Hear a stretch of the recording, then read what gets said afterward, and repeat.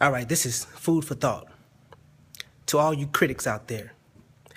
Not the negative critics, the so-called positive critics.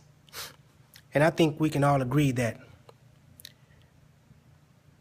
critics are necessary, especially the constructive critics. And the negative critics, they're good for one thing too. When you have that die-hard person who refuse to lose, who refuse to quit, who refuse to give up, the hurtful words coming from the negative critics just add fuel to the fire. So let's pay the negative critics no mind for today. Let's talk about the so-called positive critics. And the reason I say positive critics and I say so-called is because I'm speaking about the hypocritical critics. The hypocritical constructive critics. The ones who don't realize that they're being self-righteous and they're being hypocritical. They may not be aware of it, so this message today is to call them out on it in the same type of love in which they try to criticize you constructively with love. Now, let's just keep it all the way real, all the way 100. I think we can all agree that it's pretty tough to take criticism, but you need it. That's one of the things that you try to teach your children at a young age, to embrace constructive criticism. And sometimes it's hurt because constructive criticism, it pretty much calls you out on the error of your ways or what have you. Now, let's get straight to the point. Now, if we can agree that receiving criticism is tough, and if you dishing out that criticism in love, then also be patient in love. Give that person time to soak it in.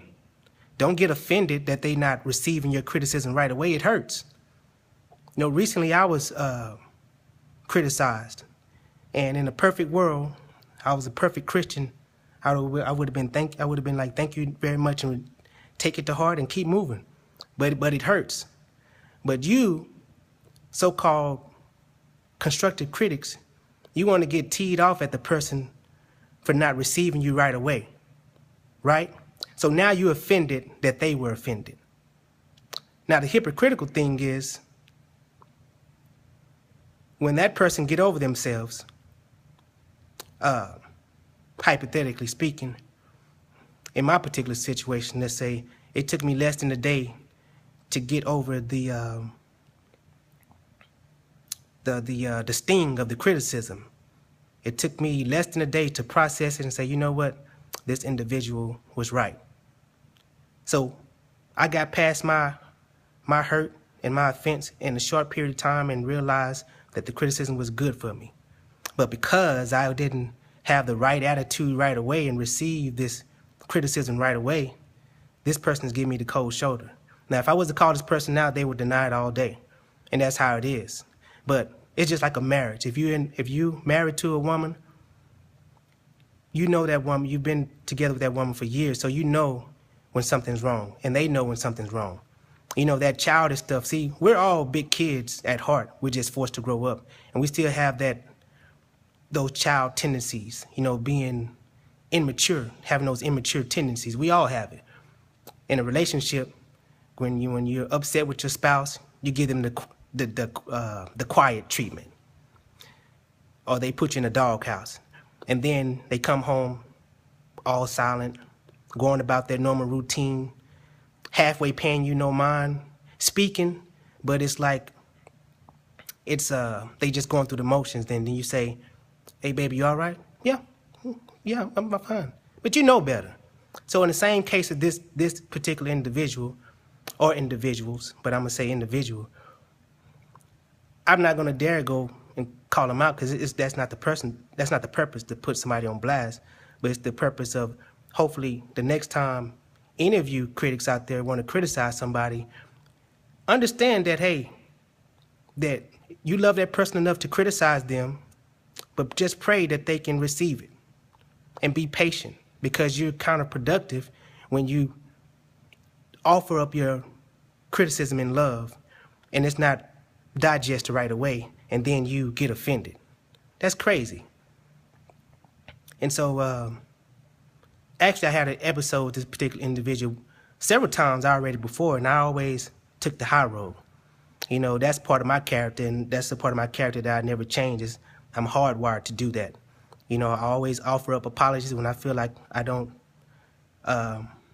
necessarily owe a person an apology, but I do it for the greater love and because I love that person that much to apologize when I don't feel that I'm in the wrong, or take the high road. You know what I'm saying? That's the Christian way, and I'm not perfect. Like I said, this particular individual that criticized me, you know, it took me less than a day to get over myself. You know, I was at home, you know, ranting, raving, venting to my wife, and then my wife, you know, checked me as well. So I got over myself, you know what I'm saying? That was something I had to do. It was tough, but those are growing pains. But unfortunately, I can't say the same for the person who criticized, because now they're acting worse than I did for a longer period than I did. So what kind of reflection does that have on your character? You know what I'm saying? And so I'm not leaving no clues out there for anybody to put two and two together, because I have no interest whatsoever in putting this particular person on blast. But you know what I'm saying? When you want to be a messenger like myself, you can't always have those happy messages. You know what I'm saying? This is one of those hardcore food for thought messages that fall in the same category of constructive criticism. So when you dish it out, you got to be able to take it too. And I'm not the type of person to go tit for tat, but I bottle up my feelings, and it, you know, that can make you sick. So I just express myself, and if the shoe fits, wear it in love, because I still love you. You know what I'm saying? And hopefully next time you feel the need to criticize me, you won't hesitate, especially if it's coming from love and you feel like God has put on your heart to do so. Just pray for a brother. I may surprise you next time and just take it straight to heart. You know what I'm saying? I'm growing. I'm doing better. But you do better as well. You know what I'm saying? So that's your boy JTE, Food for Thought. Holla at your boy.